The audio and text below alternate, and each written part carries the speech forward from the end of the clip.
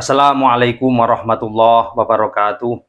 Bismillah, alhamdulillah, wassalatu wassalamu ala rasulillah, wa ala alihi wa sahbihi wa mawalah. Allahumma sholli ala Muhammad wa ala ali Muhammad. Saudaraku sekalian, berkaitan dengan penetapan nasab Ba'alawi, ada di antara para muhibbin atau simpatisan Ba'alawi mengklaim bahwa Asy-Syaikh Nawawi Al-Bantani, yaitu salah satu ulama Nusantara kita, disinyalir atau diduga mengisbat atau menetapkan nasab Ba'alawi. Kira-kira apakah benar sebagaimana yang diklaim oleh para muhibbin dan Ba'alawi sendiri? Saudaraku sekalian, ada dari kalangan muhibbin atau simpatisan Ba'alawi yang menjelaskan bahwa Asy-Syaikh Nawawi Al-Bantani mengisbat nasab Ba'alawi. Ini terbukti dari karya-karya Syekh Nawawi yang beredar dan dipelajari di pesantren hingga saat ini. Mengingat beliau beberapa kali menyebut nama dari tokoh-tokoh Ba'alawi sebagai salah satu ulama yang dianggap atau yang diperhitungkan dalam dunia keilmuan. Setidaknya ada 3 karya Syekh Nawawi Al-Bantani yang memiliki ikatan erat dengan tokoh-tokoh Ba'alawi. Artinya, beliau itu mensyarahi kitab-kitab karya dari ulama klan Ba'alawi. Yang pertama, ada kitab Sulam Munajjah, yaitu syarah dari kitab Safinatus Shalah. Kitab ini memang mensyarahi kitab karya Sayyid Abdullah bin Umar bin Yahya Ba'alawi yang ada di Hadramaut. Di dalam kitab ini, Asy-Syaikh Nawawi menjuluki Syekh Abdullah dengan nama Sayyid. Kemudian oleh para muhibbin dianggap sebagai pengakuan atas nasab Ba'alawi. Padahal teman-teman, panggilan Sayyid di sini sebenarnya hanya bentuk penghormatan Asy-Syaikh Nawawi Al-Bantani kepada pengarang kitab sebelumnya, yaitu kitab yang disyarahi oleh Asy-Syaikh Nawawi. Panggilan Sayyid dalam bahasa Arab biasa digunakan untuk panggilan penghormatan kepada orang lain, khususnya dari kalangan para ulama. Sebagai bentuk penghormatan kita memanggilnya Sayyid. Dan ini bersifat umum, tidak hanya untuk panggilan bagi dzurriyyah Rasulullah SAW. Dan anehnya, oleh muhibbin dibelokkan maknanya ke arah penetapan nasab Ba'alawi. Tentu ini sangat konyol dan tidak dibenarkan. Kemudian yang kedua yaitu kitab Bahjatul Wasail Bisyarhil Masail. Kitab ini juga syarah dari kitab Ar-Risalah Al-Jam'iyah karya Al-Habib Ahmad bin Zain Al-Habsyi Ba'alawi Hadramaut. Para muhibbin juga mengklaim bahwa Asy-Syaikh Nawawi menyebut nama Al-Habsyi dengan panggilan Sayyid, lalu kemudian dianggap sebagai bentuk penetapan atau isbat terhadap nasab Ba'alawi yang diklaim sambung kepada Rasulullah SAW. Padahal kenyataannya tidak demikian. Asy-Syaikh Nawawi menyebut nama Sayyid dengan tujuan memuliakan keulamaan Syekh Ahmad, bukan penetapan terhadap nasab Ba'alawi kemudian disambungkan kepada Rasulullah SAW. Itu sama sekali tidak dibenarkan. Kemudian yang ketiga yaitu kitab Mirqat Su'ud At-Tasdiq, syarah kitab Sulam Taufik, yang ditulis oleh Asy-Syaikh Abdullah bin Husain bin Thahir bin Muhammad bin Hashim Ba'alawi. Justru di dalam kitab ini, Asy-Syaikh Nawawi tidak menyebutkan nama Sayyid, melainkan dengan sebutan Syekh. Karena sebenarnya panggilan Sayyid atau Syekh dalam konteks ini adalah sesuatu yang sama, yaitu julukan penghormatan terhadap ulama. Sekali lagi, bukan bertujuan untuk mengisbat atau menetapkan nasab Ba'alawi. Sehingga bisa dipertegas bahwa panggilan Syekh Nawawi dengan panggilan Sayyid bukan bentuk pengakuan terhadap nasab Ba'alawi, melainkan hanya panggilan kehormatan kepada para ulama. Saudaraku sekalian, mungkin sebagian muhibbin beranggapan bahwa yang membatalkan nasab Ba'alawi hanya oknum kecil di Indonesia.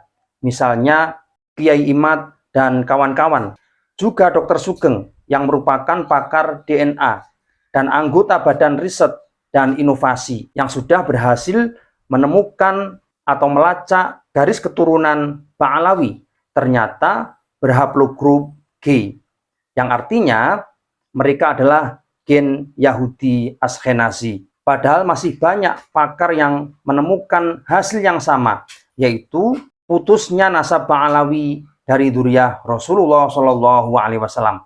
Yaitu diantaranya yang pertama, Asy-Syaikh Syarafuddin Syamsuddin, yaitu seorang mufti Yaman sekaligus pakar nasab.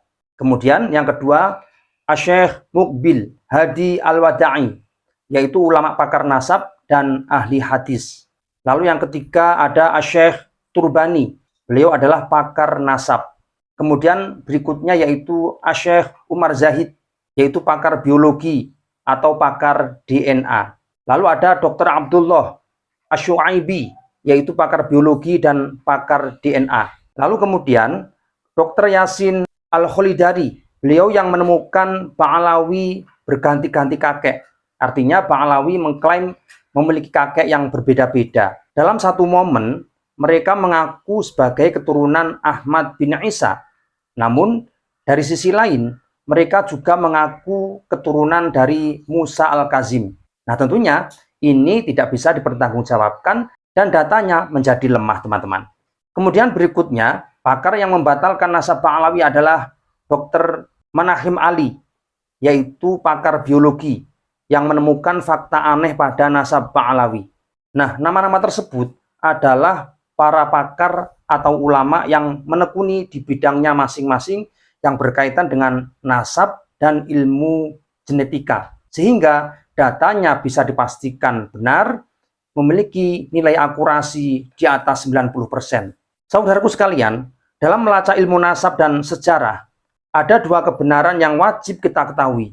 Yang pertama yaitu kebenaran informasi, sedangkan yang kedua yaitu kebenaran faktual.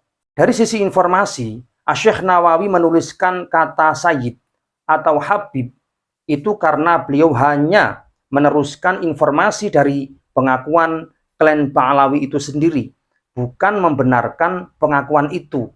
Artinya apa? Pada saat Asy-Syaikh Nawawi mendengarkan atau mendapatkan info dari klan Ba'alawi bahwa mereka adalah dzurriyyah Rasulullah, Asy-Syaikh Nawawi tidak meneliti, hanya mengutip atau menukil daripada data itu. Dari sisi faktual, kira-kira apakah mungkin pengakuan Ba'alawi yang dimulai pada abad 9 Hijriah, lalu Syekh Nawawi dianggap mengisbat nasab Ba'alawi? Tentu itu jelas tidak benar, teman-teman. Secara faktual, pengakuan Ba'alawi yang dikutip oleh Asy-Syaikh Nawawi Al-Bantani itu masih butuh penelitian atau masih butuh untuk diteliti. Mengenai benar dan tidaknya, tentu menunggu hasil dari penelitian itu sendiri. Karena penelitian itu bersifat independen, tidak dipengaruhi oleh kepentingan apapun, kecuali hanya mencari kebenaran atau menguak sebuah misteri yang harus dibuka. Setelah diteliti, ternyata memang benar. Mereka bukanlah dzurriyyah Rasulullah Shallallahu Alaihi Wasallam. Saudaraku sekalian, dimanapun kita berada, kita sebagai seorang pelajar harus berpikir objektif, tidak boleh berpikir subjektif, karena ini murni pengembangan ilmu pengetahuan, yaitu ilmu riset atau ilmu penelitian. Jangan gara-gara kita cinta buta terhadap Ba'alawi, lalu kemudian mengabaikan sebuah kebenaran yang sudah ditemukan oleh teman-teman dan oleh pakar genetika. Dan seandainya Ba'alawi bukanlah keturunan Rasulullah, tidak bermasalah, teman-teman. Kenapa? Karena bagi beliau-beliau yang memiliki kapasitas keilmuan selevel ulama, maka tetap kita posisikan sebagai seorang ulama. Namun jika tidak, maka kita posisikan sebagaimana masyarakat pada umumnya dan wajib kita hormati sebagai bentuk dari muasyarah kita atau hubungan interaksi antar manusia. Artinya apa? Kita selalu menghormati siapapun tanpa ada kelas. Yang kita beratkan dari Ba'alawi ini, mereka menciptakan kelas, menciptakan feodalisme beragama. Seakan-akan mereka itu adalah kelompok kelas pertama, sedangkan orang lain atau keturunan orang lain berada di kelas berikutnya, kelas 2, kelas 3. Padahal Islam tidak mengenal kasta. Dan ini wajib kita ungkap dan terus kita sebarluaskan kepada masyarakat demi kebenaran itu sendiri. Semoga bisa difahami. Wallahu a'lam bishawab. Assalamualaikum warahmatullahi wabarakatuh.